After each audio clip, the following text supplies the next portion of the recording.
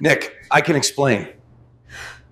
The pregnancy test fell from Clara's purse like a loaded gun hitting concrete. I stared at the pink plus sign, my coffee mug frozen halfway to my lips, steam curling up between us in our kitchen that suddenly felt smaller than a coffin. Nick, I can explain, Clara started, but I held up my hand. Save it, I said, setting down my mug with deliberate care. Just tell me one thing. Is it mine? Her silence was louder than a scream. I'm Nick Torrino, 47 years old, and until that Tuesday morning in February, I thought I knew my wife. 22 years of marriage, and I believed we were solid.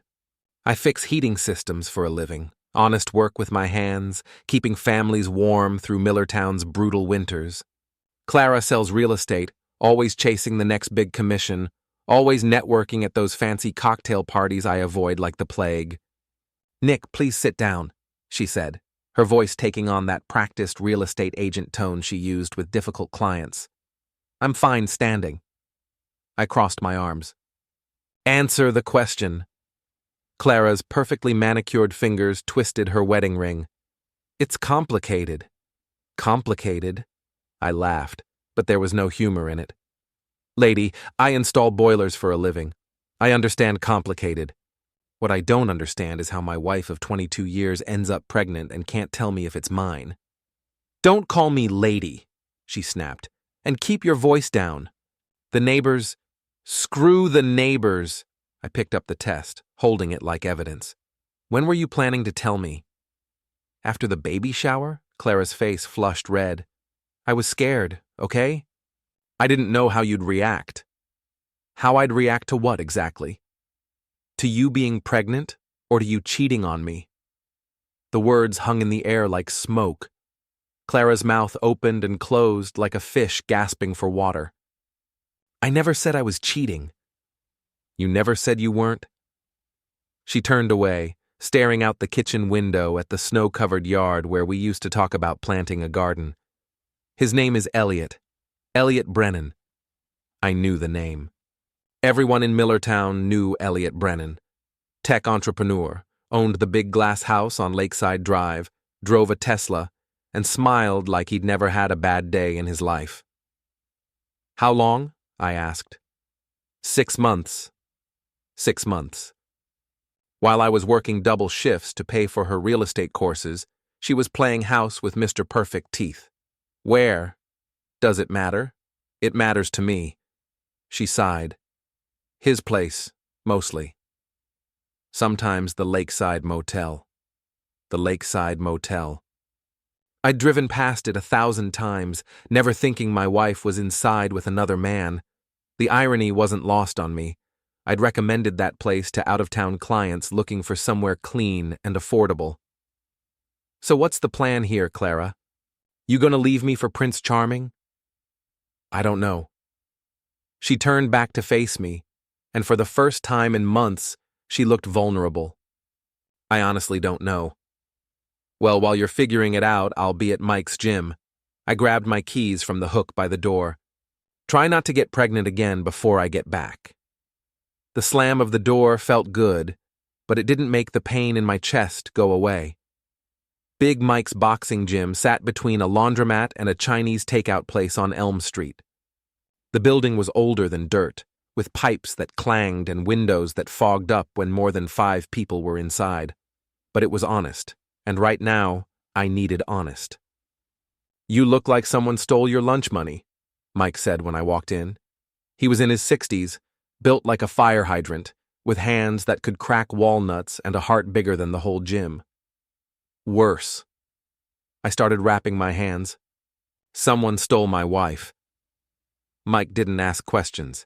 He just pointed to the heavy bag and said, "Work it out." For the next hour, I beat the hell out of that bag, imagining Eliot Brennan's smug face with every punch. When I was done, my knuckles were raw and my shirt was soaked with sweat, but my head was clearer. Feel better? Mike asked, handing me a towel. Not really, but I can think straight now. Good. Thinking's more dangerous than hitting when you're really mad. I sat on the bench, unwrapping my hands. Mike, you ever been cheated on? Once. Long time ago. What did you do? Mike was quiet for a long moment. I made sure everyone knew what kind of woman she really was. How? Truth has a way of coming out, Nick. Sometimes it just needs a little help. I drove home slowly, thinking about what Mike had said. Truth needs a little help. By the time I pulled into my driveway, I had the beginning of a plan. Clara was in the living room, talking on her phone. She hung up quickly when I walked in. That was my sister, she said. Which sister? Veronica. Veronica. Clara's older sister, the queen bee of Millertown's social scene. If Clara was ambitious, Veronica was ruthless. She ran the town's biggest real estate office and treated everyone like they worked for her. What did you tell her? Nothing. Just that we're having problems. I sat down across from her. Clara, I need to ask you something, and I want a straight answer. She nodded. Do you love him? The question caught her off guard. She opened her mouth, then closed it, then opened it again. I think so, she finally said. Do you love me? This time she answered immediately. I don't know anymore. It was the most honest thing she'd said all day, and it hurt worse than any lie could have. Okay, I said. Then here's what's going to happen. You're going to pack a bag and go stay with Veronica while you figure things out, and I'm going to decide whether I want to fight for this marriage or let you go. Nick, I'm not done. I stood up. While you're deciding between me and Mr. Wonderful, I'm going to do some thinking of my own. About 22 years of marriage, about trust, about what happens when someone breaks a promise they made in front of God and everyone we know. Clara's face went pale. What does that mean? I smiled, but it wasn't a nice smile. It means the truth is going to come out, one way or another. The question is whether you want to control how that happens or leave it up to me. She stared at me for a long moment. You're scaring me. Good, I said. Maybe you should be scared. Clara left that night with 2 suitcases and a guilty conscience. I watched from the kitchen window as she loaded her car, moving like she was afraid I might change my mind and drag her back inside. Part of me wanted to. 22 years is a long time to throw away over 6 months of stupidity. But the pregnancy test was still sitting on the kitchen counter, and every time I looked at it, my resolve hardened. The next morning, Veronica showed up at my door like a well-dressed storm cloud. We need to talk, she said, pushing past me into my living room without an invitation. Veronica Hartwell was everything Clara aspired to be. Successful, confident, and cold as January. She wore power suits like armor and smiled like a shark who'd just smelled blood in the water. At 51, she was still beautiful in that expensive, high-maintenance way that required a team of professionals to maintain. Make yourself at home, I said, closing the door. Don't be sarcastic, Nick. It doesn't suit you. She sat on my couch like she owned it. Clara told me about your little ultimatum. Did she tell you why I gave it? She told me you found out about Eliot. Did she mention the pregnancy test? Veronica's perfectly composed expression flickered for just a second. She said you were being dramatic. I walked to the kitchen and came back with the test, dropping it on the coffee table between us. Does this look dramatic to you? She stared at the pink plus sign like it might bite her. It could be yours. Could be, but we both know it isn't. Veronica leaned back, studying me. What do you want, Nick? I want my wife to decide what she wants. And I want everyone in this town to know what kind of woman they've been doing business with. You wouldn't. Try me. She was quiet for a long moment, probably calculating the damage to her precious reputation if her sister's affair became public knowledge. In a town like Millertown, scandal spreads faster than the flu, and Veronica's real estate empire depended on people trusting her family's name. What would it take for you to keep this quiet? She finally asked. Nothing you can afford. Everyone has a price, Nick. Yeah? What's yours? She smiled that shark smile again. I don't have one. That's what makes me successful. No, I said, standing up. That's what makes you dangerous. But I'm not one of your clients, Veronica. I'm not buying what you're selling. She stood up too, smoothing down her skirt. You're making a mistake. Probably, but it's my mistake to make. Clara loves you, you know. She's just confused. Clara loves the idea of security. She loves the idea of excitement. She doesn't love me, and she doesn't love Eliot. She loves herself. Veronica's mask slipped again, just for a second, and I saw something that looked almost like approval in her eyes. You're smarter than I gave you credit for, she said. Smart enough to know when I'm being played. Are you? We'll see. After Veronica left, I sat in my empty house and thought about what she'd said. Clara loves you. Maybe she did once. But love without respect is just pity, and I'd rather be hated than pitied. My phone rang. Clara's number. Hello? Nick, it's me. Her voice was small, uncertain. Veronica said you two talked. We did. She thinks you're going to do something stupid. Veronica thinks anyone who doesn't do exactly what she wants is stupid. Are you going to do something stupid? I looked at the pregnancy test, still sitting on my coffee table like a loaded gun. That depends on what you consider stupid. Nick, please, can we meet somewhere and talk? Really talk? Where? The diner on Main Street. 1 hour. Fine. But Clara? Yeah? Bring Eliot. The silence on the other end of the line was deafening. Nick, I don't think... Bring him, or don't come at all. I hung up and went to take a shower. If I was going to have the most important conversation of my life, I was going to look like I gave a damn. Murphy's Diner had been serving coffee and heartbreak to Millertown for 40 years. The booths were cracked vinyl, the coffee was strong enough to wake the dead, and the waitresses had seen everything at least twice. It was the perfect place for an ambush. I got there early and took a corner booth where I could see the door. At exactly 1 o'clock, Clara walked in with Eliot Brennan trailing behind her like a guilty conscience. Up close, Eliot was everything I'd expected. Tall, well-dressed, with the kind of confidence that comes from never having to worry about paying bills. He had good teeth, good hair, and the soft hands of a man who'd never done real work in his life.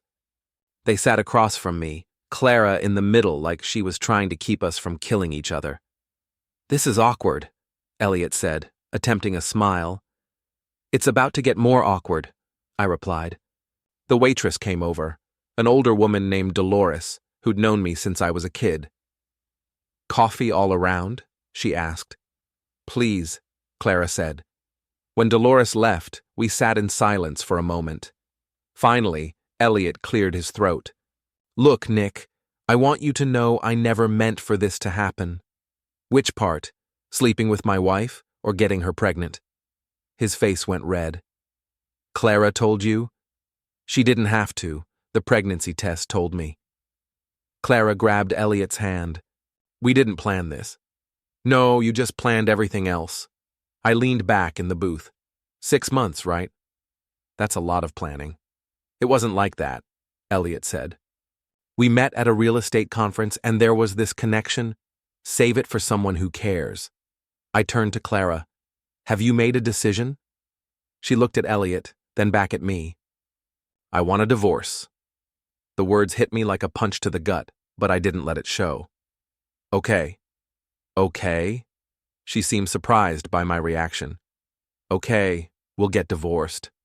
You can marry Prince Charming here and live happily ever after in his glass house. It's not that simple, Eliot said. There are complications. Such as? Clara and Eliot exchanged a look. Tell him, Clara said.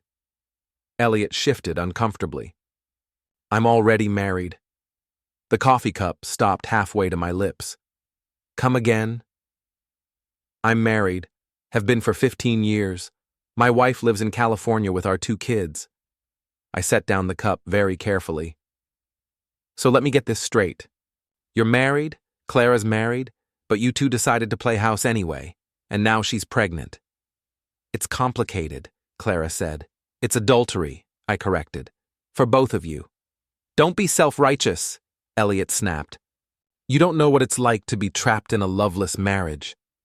I laughed. Actually laughed right there in Murphy's diner.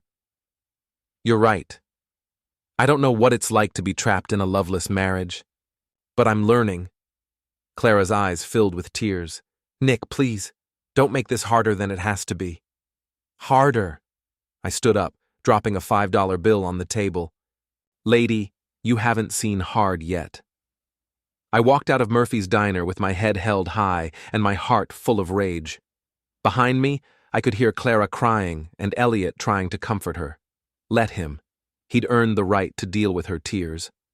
But as I got in my truck, I realized something important. Eliot wasn't just Clara's lover. He was her problem. And problems, as Mike always said, had a way of solving themselves if you knew how to help them along. I drove home with the beginning of a real plan forming in my mind. It was going to take patience, timing, and a little bit of luck. But by the time I was done, everyone in Millertown would know exactly what kind of people Clara and Eliot really were. The truth was going to come out. I was just going to help it along. The next morning, I called in sick to work for the first time in 3 years. I had research to do, and it couldn't wait. I started with the basics. Eliot Brennan owned Brennan Tech Solutions, a company that helped small businesses set up computer networks. On paper, he looked successful. Nice house, expensive car, all the right social media posts. But I'd learned a long time ago that what people show you and what's real are often two different things. The Millertown Public Library had computers with internet access, and the librarian, Mrs. Chen, didn't ask questions when I settled in for a long session. I started with public records, business filings, anything I could find with Eliot's name on it. What I found was interesting. Brennan Tech Solutions was 3 months behind on its business loan payments. The lakeside house was mortgaged to the hilt, and there were 2 liens against the property for unpaid contractor bills. Mr. Perfect wasn't so perfect after all. But the real gold mine was social media. Eliot's Facebook page was full of photos from business trips, fancy dinners, and weekend getaways. What he didn't know was that his privacy settings were garbage, and if you knew where to look, you could see a lot more than he intended. I found photos of him with Clara at the Lakeside Motel, tagged with dates and locations. I found pictures of them at restaurants in Albany where they thought no one would recognize them. And I found something even better. Photos of Eliot with other women. Lots of other women. Clara wasn't his first affair. She wasn't even his second. I printed everything and stuffed it into a manila folder. Then I drove to the one place in town where information flowed like water, Stella's beauty salon. Stella Kowalski had been cutting hair and collecting secrets for 30 years. Her salon was Gossip Central, where the women of Millertown came to get their hair done and their stories straight. If you wanted to know who was sleeping with whom, who was behind on their mortgage, or who was getting divorced, Stella's was your one-stop shop. "Nick Torrino," Stella called out when I walked in. "What brings you to my little corner of paradise?" The salon was full of women under hair dryers, their conversations temporarily muted by the hum of machinery. Perfect. "I need a favor, Stella." "Honey, after what that wife of yours did, I'll do anything you need." I blinked. "You know about Clara?" "Sweetie, everyone knows about Clara. The only question is what you're going to do about it." I pulled out the manila folder. "I'm going to tell the truth."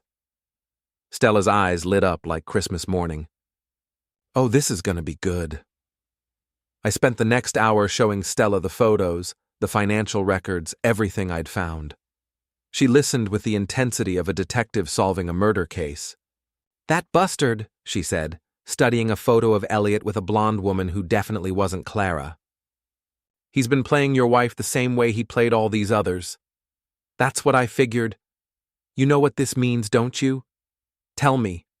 Clara's not special. She's just another mark." Stella leaned back in her chair. "Question is, does she know it?" "I don't think so." Well, she's about to find out? Stella stood up and walked to her appointment book. Mrs. Patterson comes in every Thursday at 2. She's married to the bank president, Mrs. Rodriguez comes in Fridays, her husband's the police chief, and Veronica comes in every other Saturday. What are you saying? I'm saying information has a way of spreading in a place like this, especially when it's true. I left Stella's with a lighter heart and a darker purpose. The truth was going to come out, all right. It was going to come out in every beauty salon, coffee shop, and church basement in Millertown. But I wasn't done yet. My next stop was the Lakeside Motel. The desk clerk was a kid named Tommy, who looked like he'd rather be anywhere else in the world. Help you? He asked without looking up from his phone. I hope so. I pulled out a $20 bill and set it on the counter. I'm looking for information about one of your guests.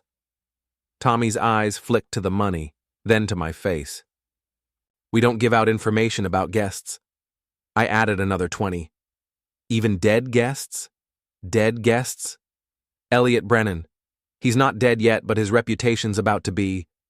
I leaned across the counter. Look, kid, I'm not a cop. I'm not a private investigator, and I'm not going to cause trouble for you or the motel. I just want to know how often he comes here and who he comes with. Tommy looked around the empty lobby, then pocketed the money. He's here twice a week, sometimes more. Always pays cash, always brings different women. Different women? Yeah. Sometimes it's your wife. Sorry, man. But sometimes it's this blonde chick, sometimes a redhead. Guy's got a whole rotation. I felt a strange mix of satisfaction and disgust.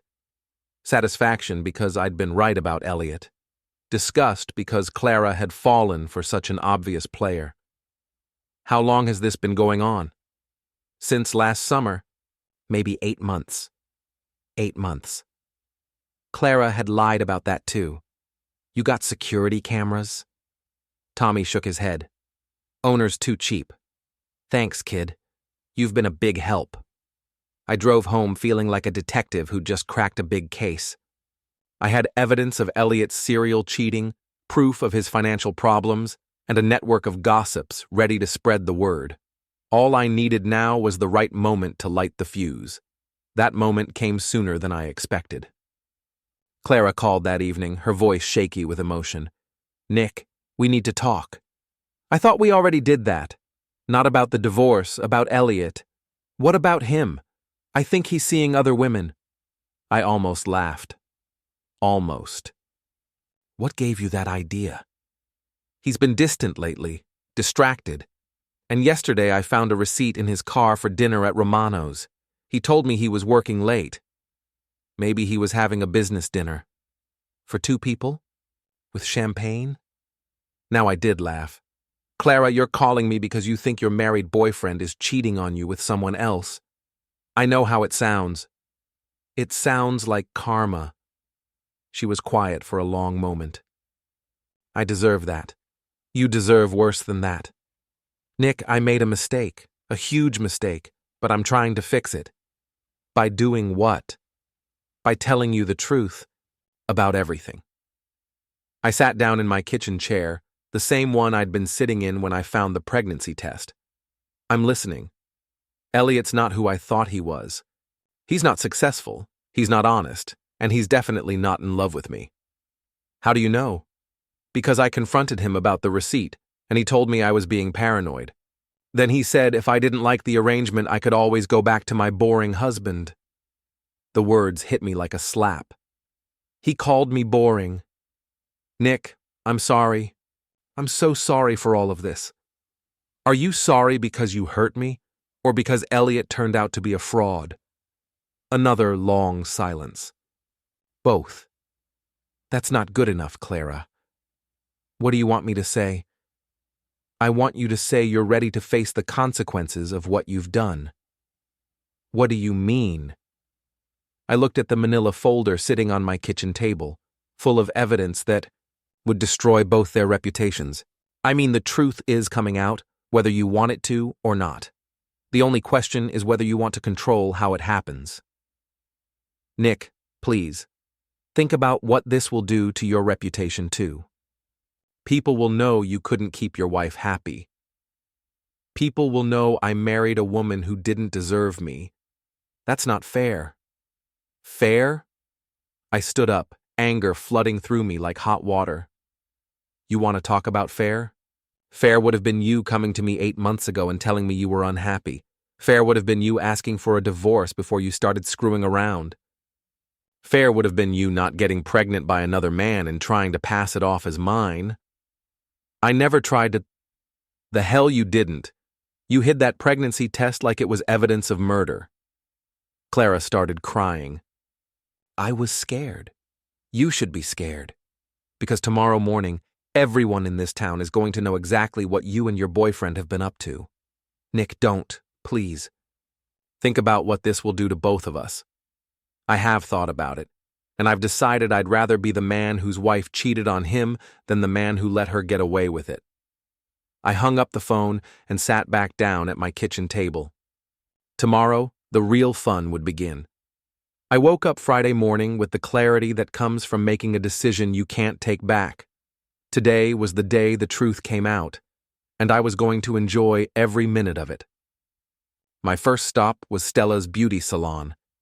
I walked in at 9 o'clock sharp, just as the morning rush was getting started. The place was packed with women getting their hair done before work, and the conversation level was already at full volume. Ladies, I announced, pulling out my manila folder, I have something you might find interesting. The salon went quiet. Every hairdryer stopped humming. Every conversation died mid-sentence. Stella grinned at me from behind her station. What have you got, Nick? I opened the folder and started spreading photos across the reception desk. Evidence that Eliot Brennan has been cheating on his wife with multiple women, including mine. The women crowded around the desk like vultures around roadkill. I heard gasps, whispers, and more than a few I knew it comments. This is him with my wife at the Lakeside Motel, I said, pointing to one photo. This is him with someone else's wife at the same motel. And this is him with a third woman at Romano's restaurant. Mrs. Patterson, the bank president's wife, picked up a photo and studied it closely. I know this woman. She works at the insurance office. And this one works at the grocery store, added Mrs. Rodriguez. How many women are there? Asked someone from the back. At least 6 that I can prove, I said. Probably more. Stella whistled low. That boy's been busy.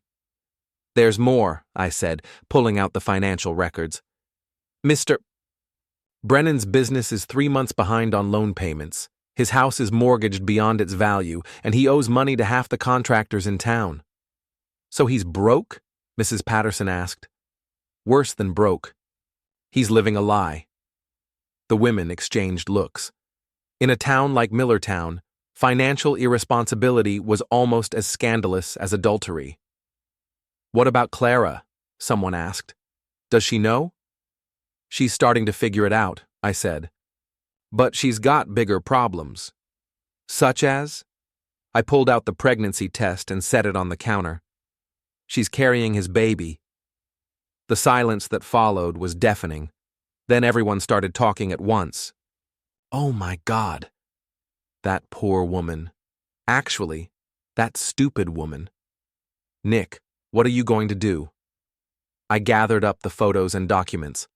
I'm going to make sure everyone knows the truth, starting with Eliot's wife.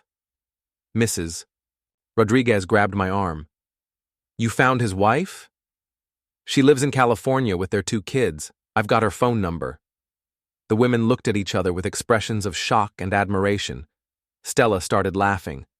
Nick Torrino, you magnificent bastard. You're going to destroy them both. I'm going to let the truth destroy them. I'm just helping it along. I left the salon knowing that by lunchtime, every person in Millertown would know about Clara and Eliot's affair. But I wasn't done yet. My next stop was the police station. Chief Rodriguez was an old friend of my father's, and I'd known him since I was a kid. Nick, he said when I walked into his office, I heard about you and Clara. I'm sorry, son. Thanks, Chief. Actually, that's why I'm here. I showed him the evidence I'd gathered, focusing on the financial records. "This looks like fraud to me," he said, studying Eliot's business filings. "That's what I thought. False statements on loan applications, inflated income reports, the works." Chief Rodriguez leaned back in his chair. "You want to file charges? I want you to investigate. If there's fraud, the bank needs to know. If there's tax evasion, the IRS needs to know. And if there's nothing criminal, then at least everyone will know what kind of man he really is." The chief nodded slowly. "I'll look into it. But Nick, be careful. This kind of thing can get messy." "It's already messy. I'm just cleaning up." From the police station, I drove to the offices of the Millertown Gazette, our local weekly newspaper. The editor, Jim Walsh, was another old friend who'd covered high school sports when I played football. "Nick Torrino," he said, looking up from his computer. "What brings you to my humble newsroom?" "A story," I said, setting the manila folder on his desk. Jim opened the folder and whistled. "Holy shit, Nick. Where did you get all this?" "Public records, social media, and good old-fashioned detective work." "This is explosive stuff. You sure you want this in the paper?" "I'm sure." Jim studied the photos and documents for several minutes. "This guy's been running a con game on the whole town." "That's what I figured. And your wife fell for it." "My wife fell for a lot of things. The question is whether she's going to face the consequences." "What do you mean?" I pulled out my phone and showed Jim a text message I'd received that morning from Clara. "Nick, please call me. We need to talk. I'm ready to tell you everything." "She wants to confess," Jim asked. "She wants to control the narrative, make herself look like the victim instead of the villain. Are you going to let her?" "Hell no," Jim grinned. "This is going to be the best story I've run in years. When do you want it published?" "Next week's edition. That'll give the gossip mill time to warm up the audience." I left the newspaper office feeling like a general who'd just deployed his troops. The battle was about to begin, and I had the high ground. My phone rang as I was driving home. Clara's number. "Hello, Clara." "Nick, thank God. I've been trying to reach you all morning." "I've been busy." "We need to meet. Right now. There's something I have to tell you." "I'm listening." "Not over the phone." "Can you meet me at the house?" Our house. The house where we'd been married for 22 years, where we'd planned to grow old together, where I'd found the pregnancy test that started this whole mess. "Fine. I'll be there in 10 minutes. "Nick? Yeah? Thank you for giving me a chance to explain." I hung up without responding. Clara thought she was getting a chance to explain. What she was really getting was a front-row seat to her own destruction. I pulled into my driveway to find Clara's car already there, along with another car I didn't recognize. Through the kitchen window, I could see Clara sitting at the table with someone else. When I walked in, I found Clara with a woman I'd never seen before, blonde, well-dressed, and clearly upset. "Nick," Clara said, standing up. "This is Michelle Brennan, Eliot's wife." Michelle Brennan looked like she'd been crying for hours. Her makeup was smeared, her hands were shaking, and her eyes were red and swollen. "Mrs. Brennan," I said, sitting down across from her, "I'm sorry we're meeting under these circumstances." "Are you?" she asked, her voice sharp with anger. "Because from what I hear, you're the one who called me." I looked at Clara, who was staring at the table. "I thought you should know what your husband was doing." "Well, now I know." Michelle's voice broke. "My marriage is over, my children's lives are destroyed, and I'm 3,000 miles from home trying to figure out what the hell happened to my life." "Michelle flew out this morning," Clara said quietly. "She wants to confront Eliot." "Where is he?" "At his office," Michelle said, "hiding like the coward he is." I studied Michelle Brennan's face and saw something I recognized, the look of someone who'd been betrayed by the person they trusted most. "What do you want to do?" I asked her. I want to make him pay, she said. I want everyone to know what kind of man he really is. That makes 2 of us. Clara looked up. 3 of us. I stared at my wife. You want to make Eliot pay? He lied to me, Nick, about everything. His marriage, his business, his feelings. He made me think I was special and I was just another conquest. And now you want revenge? I want justice. I laughed. Clara, you don't want justice. You want to save your reputation. That's not true. Isn't it? You're sitting here with Eliot's wife, trying to convince me that you're the victim in all this. But you're not the victim, Clara. You're the other woman. Michelle looked back and forth between us. Maybe I should go. No, I said. Stay. You need to hear this. I turned back to Clara. You want to know what justice looks like? Justice is everyone in this town knowing that you threw away 22 years of marriage for a con man. Justice is you raising another man's baby alone while he goes back to his real family. Justice is you starting over at 45 with nothing but a reputation as the woman who couldn't keep her legs closed. Clara's face went white. Nick, please. I'm not done. I stood up. Justice is me walking away from this marriage with my dignity intact, while you get to live with the consequences of your choices. And what about Eliot? Michelle asked. I smiled. Eliot's going to get exactly what he deserves. Public humiliation, financial ruin, and a divorce that'll take everything he has left. How can you be so sure? Because I've already set the wheels in motion. I told them about my visits to the beauty salon, the police station, and the newspaper. With each revelation, Clara's face got paler, and Michelle's got more satisfied. You destroyed us both, Clara whispered. No, I said. You destroyed yourself. I just made sure everyone would know about it. Michelle stood up. I should go confront Eliot now, while he still thinks he's safe. Want some company? I asked. She smiled for the first time since I'd met her. I thought you'd never ask. Clara grabbed my arm. Nick, don't do this. Please. I looked down at her hand on my arm, then into her eyes. Give me one good reason why I shouldn't. She opened her mouth, then closed it. She had no answer because there was no answer. That's what I thought, I said, pulling free of her grip. Michelle and I walked out of the house together, leaving Clara sitting alone at the kitchen table where our marriage had died. Brennan Tech Solutions occupied a small office in a strip mall between a pizza place and a dry cleaner. The sign on the door was peeling, and through the window I could see outdated computers and mismatched furniture. For a successful tech entrepreneur, Eliot sure had a shabby operation. Michelle and I sat in my truck for a few minutes, watching the office. You sure you want to do this? I asked.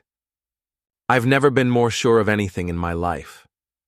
She checked her makeup in the mirror. 15 years of marriage, and I never suspected. I feel like such an idiot. That makes 2 of us. At least your wife had the decency to get caught. My husband's been living a double life for God knows how long. Through the window, we could see Eliot at his desk, talking on the phone. He was animated, gesturing with his free hand, probably trying to charm another client or another woman. Ready? Michelle asked. Let's go end this. The bell above the door chimed when we walked in. Eliot looked up from his phone call, and his face went through a series of expressions: confusion, recognition, and finally, pure terror. I'll call you back, he said into the phone, hanging up quickly. Hello, darling, Michelle said, her voice dripping with false sweetness. Surprised to see me? Eliot stood up slowly, like a man facing a firing squad. Michelle, what are you doing here? I came to meet your girlfriend. She gestured toward me. And her husband. This is Nick Torrino, I said, extending my hand. Clara's husband. You know, the boring one. Eliot didn't take my hand. Look, I can explain. Explain what? Michelle interrupted. How you've been cheating on me for months? How you got another woman pregnant? How you've been lying about everything. It's not what you think. It's exactly what I think. Michelle pulled out her phone and started scrolling through photos. I've seen the evidence, Eliot. Pictures, financial records, witness statements. You're done. Eliot's face went from pale to gray. What evidence? I pulled out my manila folder. Bank records showing your business is failing. Social media posts proving you've been cheating with multiple women. And testimony from the motel clerk who says you've been bringing different women there twice a week for 8 months. You've been investigating me? Someone had to. You sure as hell weren't going to tell the truth? Eliot sank back into his chair. What do you want? I want you to admit what you've done, Michelle said. To me, to Nick, and to everyone else you've lied to. And then what? Then you're going to sign divorce papers, liquidate whatever assets you have left, and disappear from our lives forever. Eliot looked at me. What about you? What do you want? I want you to know that your girlfriend is sitting in my kitchen right now, crying because she finally figured out what kind of man you really are. Clara's carrying your baby and facing the end of her marriage because she believed your lies. How does that make you feel? Eliot was quiet for a long moment. I never meant for any of this to happen. Bullshit, Michelle snapped. You meant every bit of it. You're a predator, Eliot. You find unhappy women and you feed them lies until they're willing to destroy their lives for you. That's not true. Isn't it? How many women have there been? How many marriages have you destroyed? Eliot's silence was answer enough. I leaned across his desk. Here's what's going to happen. You're going to call Clara and tell her it's over. You're going to take responsibility for the baby, but you're not going to be part of its life. And you're going to leave Millertown and never come back. And if I don't, then the story goes public. Your business fails, your reputation is destroyed, and you spend the next few years dealing with fraud investigations and tax audits. You can't prove fraud, maybe not, but I can prove adultery, and in a town like this, that's enough to ruin you. Michelle stood up. I'm filing for divorce tomorrow. I'm taking the house, the cars, and half of whatever's left of your business. And I'm telling the kids exactly why Daddy won't be living with us anymore. Michelle, please, think about the children. I am thinking about the children. I'm thinking about how they deserve better than a father who's a lying, cheating fraud. Eliot put his head in his hands. I'm sorry. I'm so sorry for all of this. Sorry doesn't fix anything, I said, but it's a start. My phone buzzed with a text message. Clara, where are you? We need to talk. I showed the message to Michelle. Your girlfriend wants to talk. She's not my girlfriend anymore, Eliot said quietly. Good. Because she's not my wife anymore either.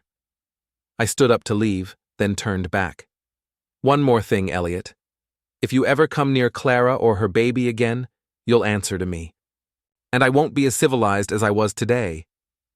Is that a threat? It's a promise. Michelle and I walked out of the office together. Behind us, I could hear Eliot starting to cry. Feel better? I asked as we got back in the truck. Much better. You? Getting there. We drove back to my house in comfortable silence. When we pulled into the driveway, Clara's car was still there, but now there was another car too, Veronica's BMW. The sister, I said. This should be interesting. We walked into the house to find Clara and Veronica sitting at the kitchen table, deep in conversation. They looked up when we entered, and I saw fear in both their eyes. How did it go? Clara asked. About as well as you'd expect, I said. Eliot sends his regards and his regrets. Veronica stood up. Nick, we need to discuss how to handle this situation. What situation? The publicity, the gossip, the damage to everyone's reputation. I laughed. Veronica, the damage is done. By tomorrow, everyone in town will know the whole story. Not if we control the narrative.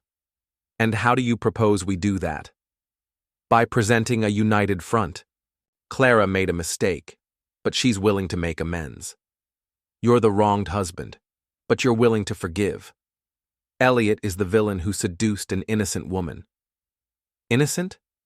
Michelle stepped forward. Your sister destroyed her marriage and mine. She's carrying another woman's husband's baby. There's nothing innocent about that. Veronica ignored Michelle and focused on me.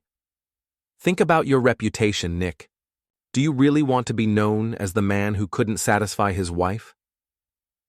I'd rather be known as the man who had enough self-respect to walk away from a cheating wife.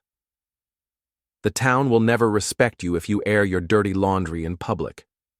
The town will never respect me if I let you two get away with this. Clara finally spoke up. Nick, what if I told everyone that I was the one who ended it? That I realized I'd made a mistake and came back to you? Are you coming back to me? I don't know. Maybe. If you'll have me. I looked at my wife. Really looked at her. She was still beautiful, still the woman I'd fallen in love with 23 years ago. But she was also a stranger, someone who'd been living a lie for 8 months, someone who'd been willing to pass off another man's baby as mine. Clara, I said gently, it's too late for that. Why? Because I don't trust you anymore. And without trust, we don't have a marriage. Tears started flowing down her cheeks. I can earn your trust back. No, you can't. You can't uncheat on me. You can't unlie to me. And you can't unget pregnant by another man. Veronica stepped between us. Nick, be reasonable. Think about what's best for everyone. I am thinking about what's best for everyone. What's best is the truth. The truth will destroy all of us. The truth will set me free. I walked to the kitchen drawer and pulled out the divorce papers I'd had drawn up the day before. I set them on the table in front of Clara. Sign these. Clara stared at the papers like they might bite her. Nick, please, don't do this. It's already done. What about the baby? What about it? It might be yours. I shook my head. We both know it isn't. But what if, Clara, we haven't slept together in 4 months, the timing doesn't work, and we both know it. She signed the papers with shaking hands. Michelle watched the whole scene with fascination. Is it always this dramatic? Only when people lie for 8 months straight, I said. Veronica gathered up her purse. This isn't over, Nick. Yes, it is. You'll regret this. The only thing I regret is not doing it sooner. After Veronica and Clara left, Michelle and I sat in my kitchen, drinking coffee and processing what had just happened. So what now? She asked. Now I start over. New life, new rules, new respect for myself. Any regrets? I thought about it for a moment. Just one. What's that? I should have done this 8 months ago, when I first suspected something was wrong. Why didn't you? Because I believed in my marriage more than I believed in myself. Michelle nodded. I understand that. What about you? What's next? Divorce, custody battle, and a fresh start in California. Sounds like a plan. She stood up to leave. Nick? Yeah? Thank you for having the courage to expose the truth. I never would have known if you hadn't called me. Everyone deserves to know the truth about their life. After Michelle left, I sat alone in my kitchen, looking at the signed divorce papers. 22 years of marriage reduced to a legal document, but for the first time in months, I felt free. The next morning, the Millertown Gazette hit the newsstands with a front-page story titled, Local Businessman Accused of Fraud and Adultery. The story included photos, financial records, and quotes from multiple sources. By noon, Eliot's office was closed and his house was up for sale. By evening, Clara had moved in with Veronica permanently. And by the end of the week, I was known throughout Millertown as the man who'd had the guts to expose the truth, no matter what it cost him. I'd lost a wife, but I'd gained something more valuable, my self-respect. And in the end, that was worth more than 22 years of lies. 6 months later, Clara gave birth to a baby boy. Eliot was nowhere to be found. He'd moved to Florida and changed his name. Clara named the baby Nicholas after me, which I took as either an apology or a final insult. I never found out which.